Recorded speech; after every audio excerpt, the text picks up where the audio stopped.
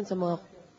Okay, sir, balikan ho natin si Alice, yung kinakasama ngayon ni General Lacson. Ito ho ba'y talagang asawa ni General Lacson? Hindi ko alam kung kinasal na sila o hindi pa, pero sila magkasama ngayon hanggang ngayon. Dahil nakita ko sa TV noon, nung promote siyang general, yun ang kasama ni Pinky, presidente. Siya talaga ang pinakikilala niyang asawa. Hindi ko alam kung saan sila kinasal, dahil wala akong nabalitaan eh. Baka naman nagpakasal na sila. Naikwento niyo sa akin na nung time na hinuli niyo si Reggie Hill, ay buntis na 1 buwan noon si Alice. Alam ko noon buntis si Alice. Kaya sa pagkakaalam ko, yung panganay na lalaki, anak ng Lacson, anak ni Reggie Hill, kay Alice. At hindi sa kanya.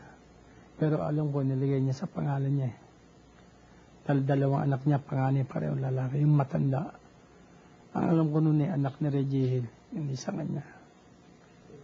Okay, sir, balikan ho natin yung Tia at saka, ano ho ito? Pamangkin ba ito ni Joey De Leon, yung leader ng Scorpion Gang? Hindi ko malaman kung pamangkin palagi ko. Pamangkin ni Joey De Leon yung babae. Tapos nga, matagal nilang binabantayan yan sa safe house ng isang kumpare ko sa Antipolo, summer in Antipolo. Kaya nung makita kami ng kumpare ko, sinabi niya sa akin, nagkagustuhan sila na i-love siya dun sa bahay sa isa't isa. Nang i-order sa kanya ni Lacson na itapon, nagmakaawa daw siya, inaagor niya kay Ping, hindi raw siya pinagbigyan. Kaya parang na-indespair siya. Yung kasama ko ng gano'n. At ito hong dalawa na ito yung inilaglag nila sa Manila Bay. Sa Manila Bay, opo. Somewhere in Manila Bay, hindi ko maalam kung parte ng malapit na sa corridor o somewhere there. Kasi sa Manila Bay, naka-chopper yan, naka-helicopter. Dahil ang nagkukwento sa akin, Sergeant Bianis eh. Siya nag-order na itulak eh. Si Bito yan nagtulak eh. Sabi niyo ho nun parang nag-aatubili pa si Sergeant Bienes na itulak. In fact, sinasabi pa ho niya na General, kayo na. Doon sa bata, parang ayaw niya. Dahil hindi pa siya nakaanong ganung batang kalit. Sabi niya, sir, kayo na. Hindi ko may busiping. Hanggang siya na rin. Dahil hindi niya mati na 8 taon na bata parang natigilan siya.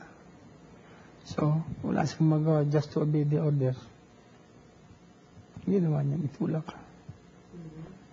Kaya si Joey De Leon ho, kayo rin ho ba ang may gawa noon pagkamatay niya? Kayo rin ho responsable doon? Sa kanila mismo yan kila Ping. Kasi wala na ako noon Wala na ako noon sa kanila noon. Naikwento yan sa inyo ni Sergeant Bienes. Ano ang itsura niya noon? Sising-sisi ba siya? Takot? Gustong umalis na sa grupo? Ano daw ang plano niya noon? Nagiinuman kami noon Masama sa loob niya. Sabi niya, pare, hindi ko pa nakasubok na pumatay ng bata. Yan lang unang pagkakataon. Sising-sisi siya sa pangyayari. Nagiinuman kami noon. Sabi niya, ibig niya na mag-retire niya sana noon. Nagkasundo na rin kami. Masama loob niya sa pagkakakwento niya sa akin. Dahil hindi siya gumawa, noon lang siya nakagawa ng ganun sa bata. At noong mga panahon na yun ho, kayo rin naikwento niyo ba sa kanya kung anong nararamdaman niyo noon? Sabi ko, pare ako, panahon na yun Yan hindi ko kayang gawin, pare. Papatay ako sa 10 matanda, pero isang bata, hindi ko kaya, miski magalit siya sa akin. Hindi ko kayang gawin yan, pare. Kaya nga siya sinsisi siya sa nangyari. Na halos hindi rin siya matulog gabi-gabi. Meron na yatang 2 linggo hindi siya makatulog, na alala niya yung bata. Nung mag-iinom kami nung pagkapangyari ng noon kinukwento niya sa akin. Alright, sir. Yung mga makakapanood po ng interview na ito, meron ho mga magdududa sa inyo kung ano hong motibo nyo, kung bakit ngayon nyo lang inilalabas ito ngayon, itong mga story na to tungkol kay General Lacson, bakit hindi pa nung unang panahon, samantalang matagal nyo na ho alam itong mga nangyari na ito? Sa akin bahala na sila mag-isip kung ano gusto lang isipin. Kung mga sa sarili ko ngayon, nakapagsisina ako sa Panginoon. Nakita ko na yung sarili ko. Magkaroon na ng katahimikan. maging malinis ang konsensya ko na malaman ng taas at ng mga tao. Gaya ng mga magulang ng mga nasabi na yun hinihingi ko ng tawad sa kanila ang mga nagawa ko.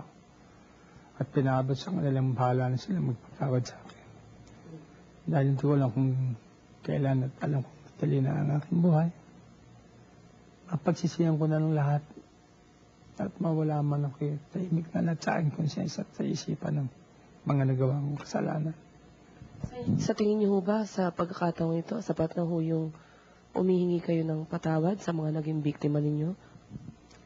Sa akin para sa sarili ko, sapat na yan. Kaya lang ako, nagawa niya sa akin to ng ganito. Ayoko rin malaman na magawa niya pa rin sa mga taong bayan dating gawin niya.